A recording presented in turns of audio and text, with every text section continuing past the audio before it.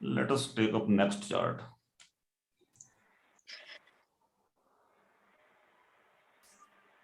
ये आशु जी आपने चार्ट भेजा था और साथ में आपका एनालिसिस था जो मैंने नीचे डाल रखा है यहाँ पे। 1 नवंबर 2004:30 PM। इसमें एग्जैक्टली आपने क्या पूछा था, एक बार ब्रीफली बोल लीजिए अभी, क्योंकि हाँ जी, अभी इसमें ये प्रोफेशन अपना पूछना चाह रहे हैं कि मतलब किस डायरेक्शन में ये अपनी लाइफ को वो कर सकते हैं। बट मुझे इश्यूज दिख रहे हैं इसमें, काफी सारे मैरिटल इश्यूज दिख रहा है और प्रोफेशनल इशू भी और हेल्थ इशू भी दिख रहा है, मतलब जो मेरा जजमेंट था। तो बट मैं आपसे गाइडेंस पूरी कंप्लीट चाहती हूँ क्योंकि ये काफी डेस्परेट है पर्सन, मतलब अपनी कुंडली को लेके कि मुझे अगर आप बता सकते हो कि मैं क्या कर सकता हूँ जॉब देखिए, या। सबसे पहले तो क्या कर सकते हैं प्रोफेशनली से अलावा, तो ये बोलो कि राहु केतु और शुक्र के उपाय तो इमीडिएट स्टार्ट करें। वो आपको दिख ही रही होगी प्रॉब्लम क्या है। जी 24 जी डिग्री जी का असेंडेंट है, 24 डिग्री के एग्जैक्ट राहु केतु हैं। जी तो 6 हाउस डिस्ट्रॉयड हैं चार्ट में, और जो बाकी के 2 बचे थे वो वीनस ने कल्याण कसर पूरी कर दी। जी क्योंकि दूसरा हाउस केतु के 5th एस्पेक्ट से, let me mark this for the benefit of others.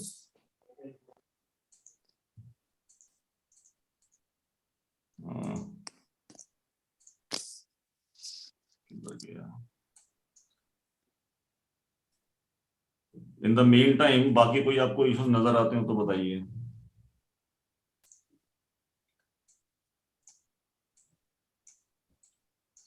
ये प्रॉब्लम है इस चार्ट में। जी। सर सन भी तो 8th में चला गया ना सर। सन 8th में चला गया, यस, बट हाँ सन डेबिलिटेशन में है, 8th में है, ये वीकनेस है सन के साथ। ये शुक्र है कि एमईपी से दूर है तो सेकंड हाउस अफ्लिक्ट नहीं कर रहा।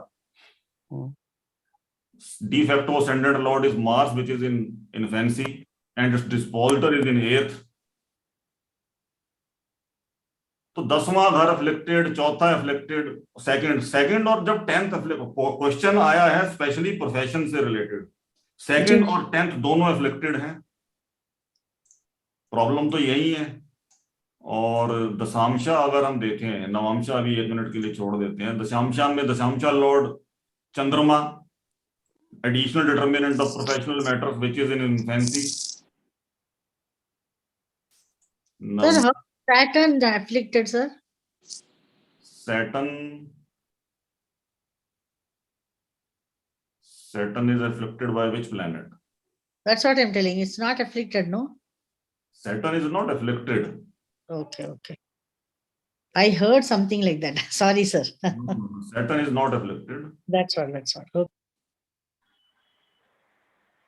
तो आशु जी इस केस में राहु केतु के उपाय इनके लिए मोस्ट इंपॉर्टेंट होंगे। 10th लॉर्ड जुपिटर जो है वो भी अफ्लिक्टेड हाउस में ही है ना। अब जब आपने मार्क कर लिया तो दिख रहा है 10वें का स्वामी बृहस्पति जहां बैठा है वहां शुक्र का मोस्ट मेलेफिक प्लेनेट का इंपैक्ट है जी।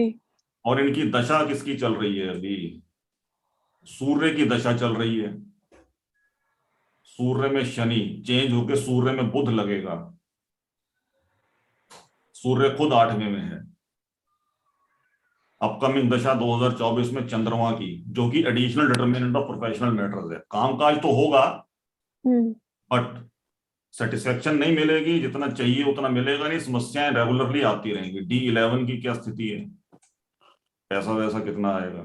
यहाँ मंगल नीच का हो गया, जो दूसरे का सिग्निफिकेटर है, प्रोफेशनल सिग्निफिकेटर मंगल इनकम के हाउस डिविजनल चार्ट में नीच राशि में चला गया। पैसा भी कोई बहुत एक्सपेक्टेड नहीं है इनको मिलना लाइफ में। यस सुरेंद्र जी। सर मेरा क्वेश्चन ये था सर, जो जुपिटर 3rd हाउस में चला गया इनका, तो can't we advise him to कहीं बाहर जाकर कहीं अपना नौकरी करे, रिलोकेशन फ्रॉम द होम से करे सर? नहीं, वो ऑस्ट्रेलिया में ही रहते हैं। अच्छा, बाहर ही रहते हैं। ऑलरेडी बाहर। 3rd हाउस तो सिग्निफिकेशन दे रहा है वहां तक। भाई 12th का और 10th का लॉर्ड कंजंक्ट हो गए ना ऑलमोस्ट, मतलब कंजंक्शन तो नहीं है, एक ही हाउस में हो गए। एंटरप्रेन्योरशिप का हाउस है, करने को बिजनेस की तरफ रुझान ज्यादा हो सकता है, पर लॉसेस बहुत होंगे इनको। Any solution sir? अच्छा, बाहर ही में है। सोल्यूशन तो सिंपल यही है कि जितने मेलेफिक्स हैं उनकी दबा के चैरिटीज करो भाई, और क्या सोल्यूशन होगा? 12 नंबर, 2 नंबर, 6 नंबर, ये 3 बेचारे लगन ऐसे हैं कि 5 प्लैनेट्स तो मेलेफिक हो जाते हैं। और वही अगर लगन की डिग्री के नजदीक आ जाए जो ये क्लासिकल केस बन गया तो प्रॉब्लम तो होती है। तो राहु केतु के मोस्ट इंपॉर्टेंट है उपाय करने, शुक्र के मोस्ट इंपॉर्टेंट है Sir, transit. along with moon, Ketu is there, no, sir, in the 10th house, sir. So will that affect his mental decision making and also? Yes, definitely, because Definitely. not because of the conjunction of moon and ketu, because moon, which is the significator of mind, is placed in the afflicted house, and the dispositor of moon is also placed in the afflicted house. See, चंद्रमा 10वें घर में placed है जहां केतु की exact affliction है 24 degree के नजदीक होने के कारण। Yes. दोनों प्लेनेट का डिस्पोजिटर जुपिटर है, क्योंकि ये दोनों बृहस्पति के घर में बैठे हैं और बृहस्पति खुद अफ्लिक्टेड हाउस में बैठा है जहां पे वीनस की एफ्लिक्शन आ रही है। That is the problem. मुझे देना यार, उसको बोलो मुझे ऑफिस में जाकर देना। चैरिटीज मोस्ट इंपॉर्टेंट हो जाती हैं। Any stone? जेमस्टोन तो मैम इनके केस में अब जो 10th लॉर्ड और मून प्राइमरीली और de facto ascendant Lord Mars, 4 वैसे भी तो पाइसिस असेंडेंट है, 4 जेमस्टोन बनते हैं in the preference of yellow sapphire, pearl, red coral and emerald. Emerald is the least priority पे मैरिटल इश्यूज के लिए, पार्टनरशिप में बिजनेस करते हैं तो उसके लिए, अदरवाइज प्रोफेशनल मैटर्स के लिए yellow sapphire, pearl most important, और साथ में रेड कोरल भी पहना दिया जाए तो बेटरमेंट रहेगी, क्योंकि दशा आने वाली है चंद्रमा की। बृहस्पति और चंद्रमा दोनों प्राइमरीली प्रोफेशन को सिग्निफाई करते हैं, उन दोनों को स्ट्रेंथन कीजिए। राहु केतु शुक्र के उपाय रेगुलरली कीजिए, शनि और सूर्य के भी कर लें तो बहुत अच्छी बात है, 5 मेलेफिक्स। और जैसे ये बाहर रहते हैं सर, वहां शुक्र का ये कैसे कर पाएंगे? मतलब जैसे हम लोग बर्ड्स को वाइट, इंडिया में जो चैरिटीज होती हैं और जो इंडिया के बाहर की चैरिटीज रिकमेंडेशंस होती हैं वो अलग होती हैं। That will also be a part of the workshop कि आपने कैसे रिकमेंडेशन देनी है। इंडिया में तो आप स्ट्रे डॉग्स को खाना डालने को बोल देते हैं, कौवे को खिलाने को बोल देते हैं। अब जो यूएस के क्लाइंट्स होते हैं वो बेचारे क्या करें, ऑस्ट्रेलिया वाले क्या करें। अब यहाँ पे शुक्र के लिए कौवे को सफेद रंग की चीज डलवा देते हैं, खीर डलवा देते हैं। वो वहां पे विडोज के लिए कोई चैरिटी दे सकते हैं किसी भी संस्था में।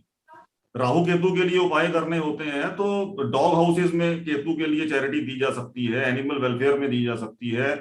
राहु के लिए जो कुष्ठ रोगी होते हैं, लेप्रोसी सेंटर्स होते हैं, वहां पे चैरिटीज दी जा सकती है। So there are multiple options. Okay sir, that can be recommended. तो चैरिटी करनी जरूरी है। अगर बकरी की एफ्लिक्शन हो रही हो तो अनाथ बच्चों के लिए चैरिटी दे सकते हैं।